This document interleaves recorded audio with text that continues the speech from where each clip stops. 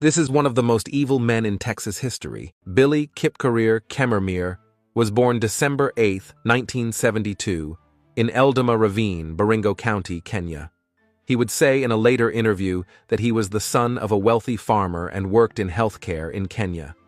Chemirmir got a green card and moved to the USA in 2003 when he was 31. He started selling cars. He also began working in healthcare even though he wasn't licensed. Starting in May 2016, Chemirmir began to pose as a maintenance man or medical professional so that he could access senior living communities, kill the women living there, and steal their valuables. He was busted for trespassing at the Edgemere Retirement Community in Dallas, Texas in June 2016, but that didn't stop him.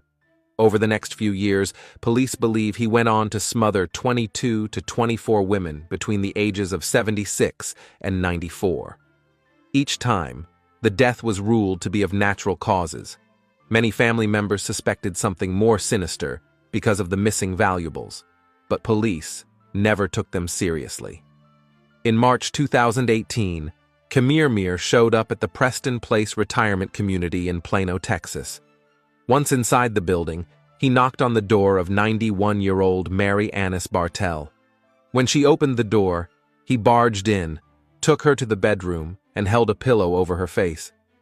After that, he took some jewelry and fled. He thought Bartell was dead, but she wasn't. Soon after the attack, a friend found her and contacted 911. The authorities initially didn't believe she was attacked, but her sons got them to take her claims seriously.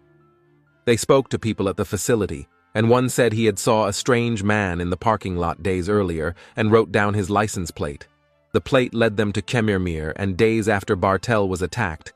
They spotted Chemirmir in the parking lot of his apartment complex, tossing out a red jewelry box, and in his hands were stolen jewelry and money. He was arrested.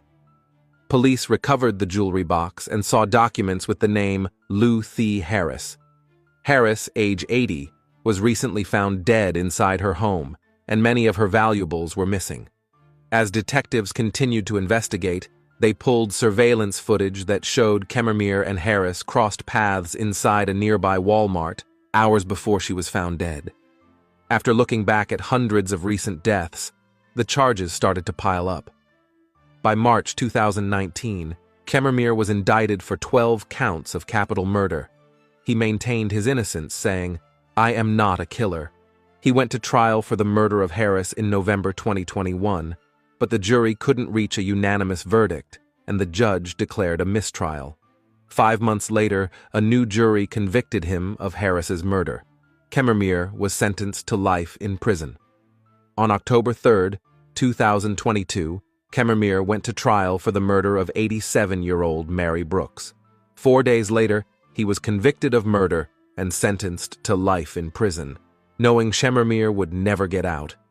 Prosecutors decided not to pursue the remaining cases.